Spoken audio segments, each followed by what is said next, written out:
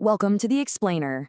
Today, we're diving into an event that literally shattered the 18th century world order, the Haitian Revolution.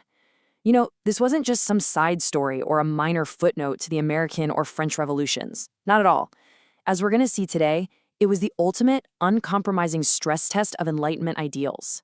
We're going to see exactly what happens when a population decides to take that high-minded rhetoric about universal freedom and, well, actually apply it to themselves. Okay, let's dive into this. Section 1, the ultimate radical test. To really grasp the magnitude of this revolution, we've got to understand the philosophical paradox of the era.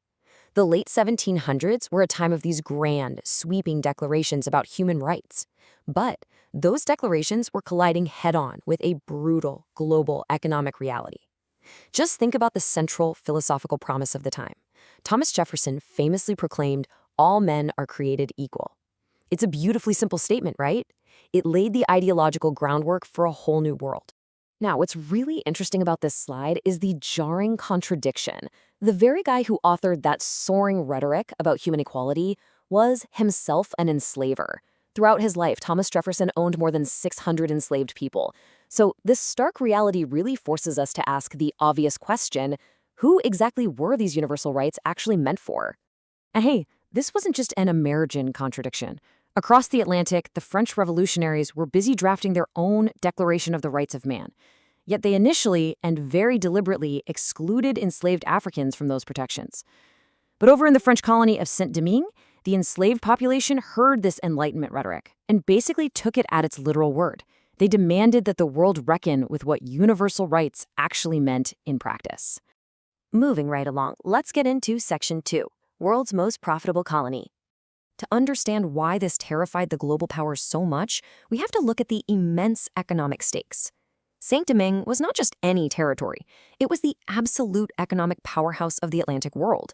To put it into perspective, this relatively small piece of land, just 40,000 square kilometers on the western third of Hispaniola, pumped out 40% of Europe's sugar and over half of its coffee.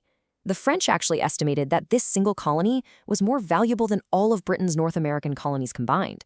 But, and this is crucial, that staggering mountain of wealth rested entirely on an extraordinarily brutal system of chattel slavery. If you look at the demographics of the colony, it reveals a terrifyingly precarious, top-heavy society. Up at the top, you've got roughly 40,000 white colonists. In the middle, about 30,000 free people of color, and at the base, physically holding up this entire economic engine, were 500,000 enslaved Africans. They made up 90% of the total population.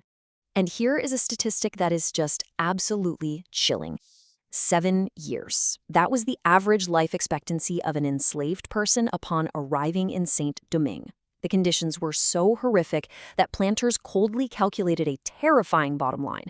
It was simply cheaper to literally work people to death and purchase newly enslaved people from the Atlantic trade than it was to allow for natural reproduction.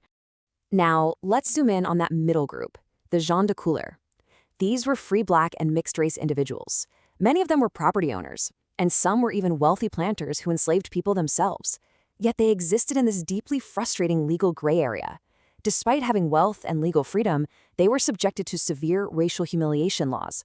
We're talking laws saying they couldn't hold public office, couldn't sit next to whites in church, or even eat with them. As you can imagine, this massive exclusion created immense, boiling tension. Which brings us to Section 3, the spark of rebellion. So, you have a society built on extreme brutality, massive inequality, and daily legal humiliation. All it needed was a spark. Let's move to the timeline and see how this builds into an absolute explosion. In 1789, the French Declaration of the Rights of Man throws colonial society into total chaos over who gets rights. By 1790, a wealthy freeman of color named Vincent Auger leads an uprising for political rights and is brutally executed for it. Then we hit the tipping point. August 14, 1791. Enslaved leaders gather at a voodoo ceremony at Bois Caiman. Just days later, on the night of August 22nd, a massive, fiery uprising erupts in the north. The revolution had officially begun. All right, Section 4, the rise of Toussaint Louverture. Out of the chaos of this massive rebellion, one of history's most fascinating and brilliant figures steps up to take the reins and outmaneuver the greatest empires on earth. His name was Toussaint Louverture. Now, he was born enslaved on the Breda plantation, but he had some unusual privileges. He was literate, and he had actually gained his freedom around 1776. When he joined the revolution, he added Louverture to his name, which is a highly symbolic choice. It literally means the opening, and he was about to create an opening for freedom that the world had never seen before. Toussaint was a true military and diplomatic genius. I mean, his speeches were incredible. He skillfully played European empires against each other, negotiating these brilliant strategic alliances with Spain and Britain whenever it suited his goals. He built a highly disciplined army that successfully repelled a massive British invasion that lasted for 5 years. Step by step, he completely unified the fractured colony of Saint-Domingue under his own commanding authority. But his boldest move actually led to a massive tragedy.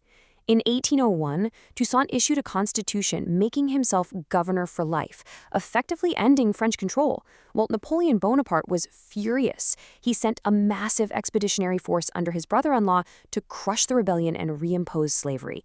Toussaint was lured into a trap under a flag of truce, arrested, and sent to a freezing prison in France, where he tragically died in 1803.